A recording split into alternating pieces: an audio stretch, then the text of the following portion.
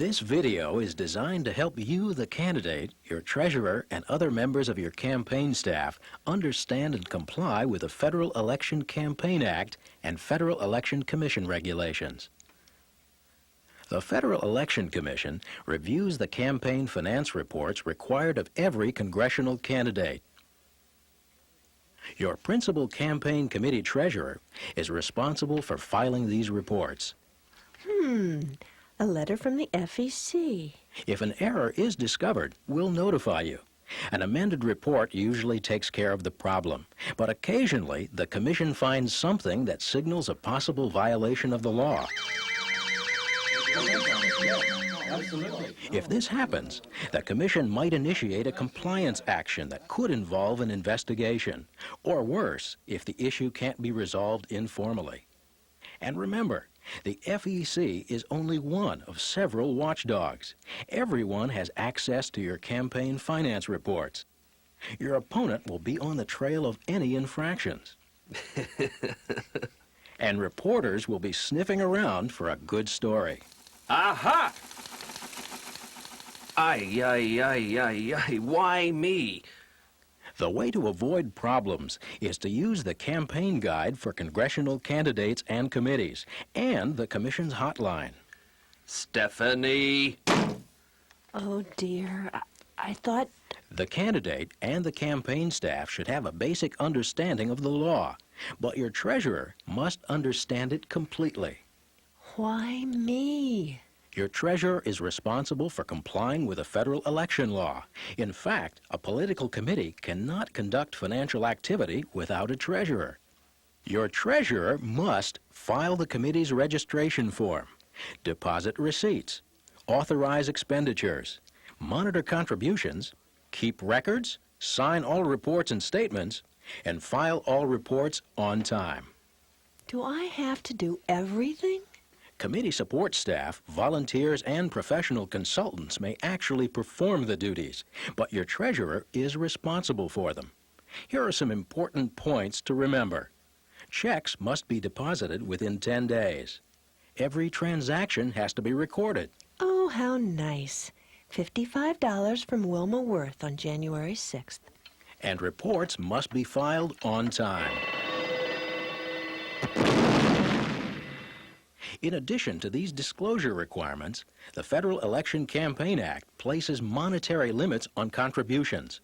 These limits restrict how much the donor can give and how much the campaign can accept. Whoa! Sam, you can't accept that much. And Miss Highsmith, you can't give Sam that much. Here are the essential limits to remember.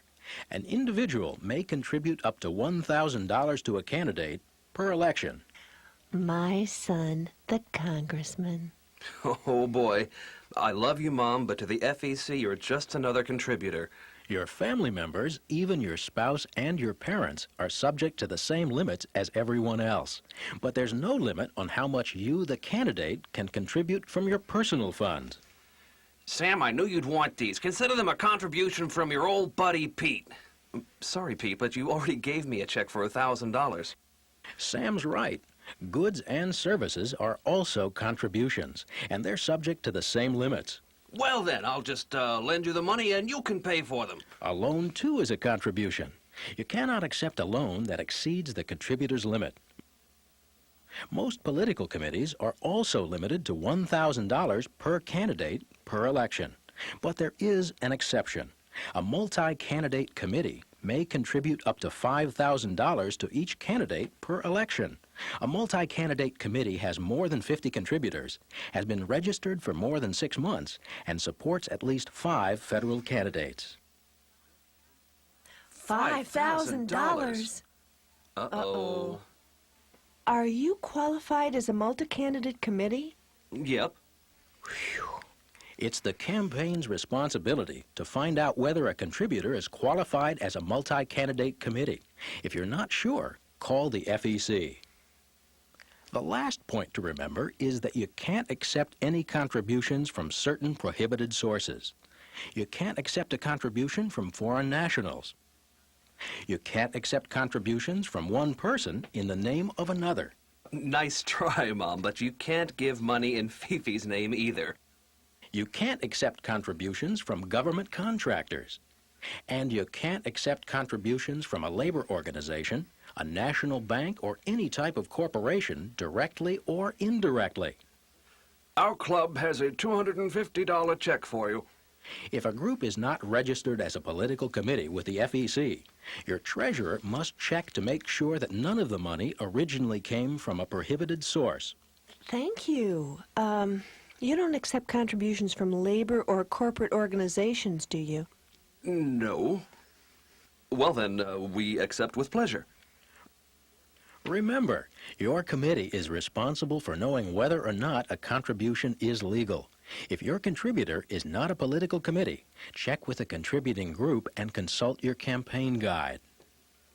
This contribution from Hilda Highsmith is written on a Highsmith Corporation check. I don't think...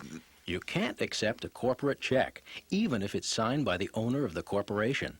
If Ms. Highsmith wants to contribute, she'll have to write you a check drawn on a personal account or contribute through her corporation's PAC.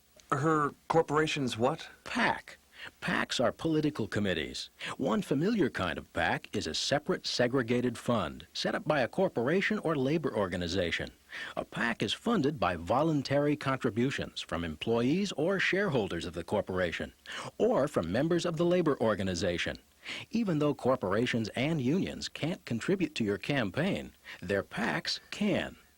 I think I understand PACs, but I'm not sure I understand everything you've told me. Well, the way to avoid problems is to use the campaign guide and the FEC hotline. And remember, every transaction must be recorded. Reports must be filed on time. There are strict limits on how much a donor can give and how much the campaign can accept. You cannot accept contributions from certain individuals and organizations. And most importantly, remember that your committee and your campaign treasurer are responsible for knowing whether a contribution is legal or not. We'll do our best. For more information, write the Federal Election Commission, Washington, D.C., 20463, or call the FEC hotline at 1-800-424-9530.